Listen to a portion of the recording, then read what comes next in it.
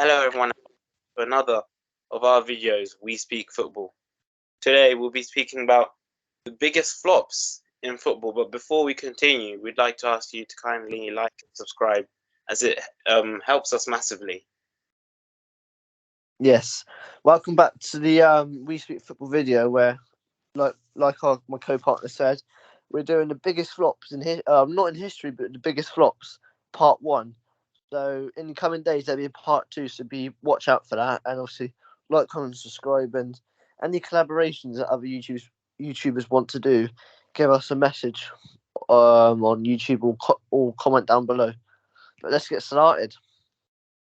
Yeah, first player on our list is Nicolas Pepe when he was at Arsenal. Wow, £72 million. Yeah, that's a waste, honestly. Waste of 72 million. He's not even at Arsenal right now. Right now he's playing in Ligue 1 for Nice. He's gone back, isn't he? Didn't he come from Nice at the start? He came from Lille before. Oh, right, yeah.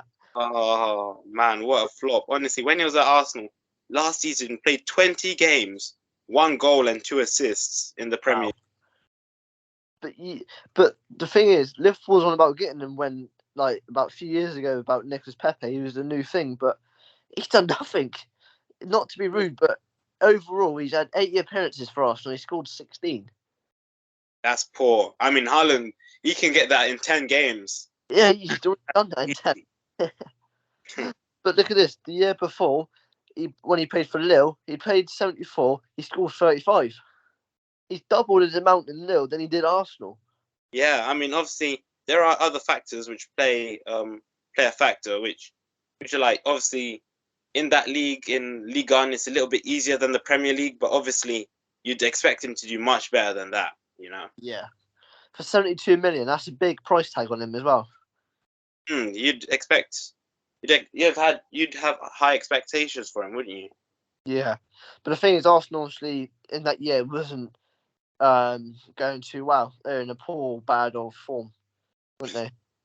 Look at them now. In our other video, we said they're the favourites to win the Premier League. Yeah, top of the league, just beat Man United, and nothing seems to be stopping them. Honestly. But as you can see, Nicolas Pepe, I just don't know what to say about him. He's just absolutely just flopped it at Arsenal.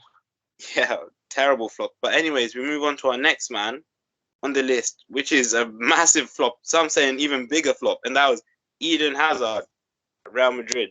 Wow, what an injury-prone player he is.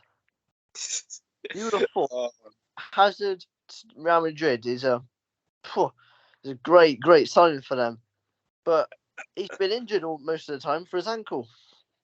Literally, man, this season in La Liga, he's played 3 matches. Wow. He's done nothing in them. 3 matches. And in those matches, I've not watched those matches, don't get me wrong, but he's probably come on from the bench. That's the truth. Yeah. And you'd think, when he was at Chelsea, he was absolutely a fantastic player in the Premier League. And you thought he would have brought that onto the La Liga and just carried on, like, just dancing through players like he did, scoring worldies. But he's doing the opposite at the moment. He's spending more time sitting at home than he is actually playing, honestly. It's crazy. He's 32 years old, obviously, but overall, he's played 51 appearances and he got 4 goals. The fact that he's been there for how many years? Since 2019-20, right?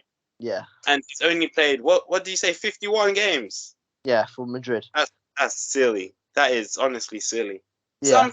Some players get that in a season, obviously with cup games and this and that. Yeah. But still, you know, that's mad. Do you remember that goal he done against West Ham, where he dribbled through about 2 or 3 players? No, about 4 or 5 even in the box and just buried it bottom right. Do you remember that goal? So many times. Remember against Arsenal when he did the same thing against Arsenal, he dribbled through everyone, made it look effortless. Prime Hazard, I'm telling you, he could dribble past anyone. I'm telling you. Yeah, and he had his prime days, I would say, about between the 2013 and 15 season, where he was a Premier League winner and he had individual success, which at one point he was going for your Ballon d'Or. He was class, honestly. He was quality, but I remember there was this one other statistic which said he'd played 0 minutes of El Clasico football in La Liga. He's been there for 4 seasons pretty much, and he's played 0 minutes of El Clasico football. Wow, that's bad. But then in April, when the Young Player Awards was done, he was the runner-up to Luis Suarez for Player of the Year under Jose Mourinho. So it's crazy how much of a downfall he's got. It has. This was meant to be the big move, the move which wins him the Ballon d'Or, but now he's fallen off the face of the earth. It's sad. It is sad. Yeah, it's sad. But we move on to the third one, which is Pierre-Emerick Aubameyang to Chelsea. Aubameyang to Chelsea. I mean, I wouldn't say he's been like a world-class player in his career. I don't see him as a top quality players. Only really Dortmund. Great. Yeah, Dortmund, he was very, very good at Dortmund, but I wouldn't have seen him, top. I wouldn't have said he would be like a top 10 player, let's say. No. He's always been a great player, but here at Chelsea, he's just fallen off. Wow, big time as well. He's only had 11 appearances and scored 1 goal. That's poor. That is poor. And you can see it because Chelsea's gone and bought that Mudryk, who's a striker, and he just seems to be sitting on the bench now, and they're playing Havertz up front. Come on now. I know Chelsea fans be like, Havertz up front, good. Havertz is number 9. That's me. They're in a crisis. He isn't a striker. Yeah. They have a striker in Aubameyang, but they're having him on the bench and playing Havertz instead. I think that says a lot. Yeah. But I just don't know. He thought he would have thrived off going to Chelsea, scoring goals, but I watched a few games, it just didn't look like him. Just didn't. When he was at Dortmund, he was phenomenal, honestly. I remember there was this one season, I think it was the 2016-17 season, where he played 32 matches and got 31 goals. Wow. Yeah, that's mad. That. Now, playing 11 matches, getting 1 goal. And even when he was at Barcelona for that short time period last season, I don't think he did too much, did he? No. He didn't really do too much either. But it's since he got rid of that mohawk here. Not a mohawk, but, like that hairstyle, like that type of hairstyle back in the day, the iconic one. Yeah. But he joined for 10.3 million, which... is he worth 10.3 million? I mean, these days, that's nothing, isn't it? No. I mean, players like Mudryk go for 100 million, Aubameyang for 10 million. Yeah. Nothing. At the start, he did score 2 goals in 2 matches against AC Milan. You thought, okay, we're onto a real deal. But then, it just tumbled down. It's falling off the cliff, honestly. But it's not the same Aubameyang. This is a different player, Yeah. And you can see his confidence is dented. Yeah. 100%. I think even, what's his name? Merson, the pundit. Paul Merson. Paul Merson. He was criticizing Aubameyang, saying maybe it's almost time for him, to call it a day. Yeah, or even to go back to a different, just out of maybe Europe or something, just to go back maybe to where he was born.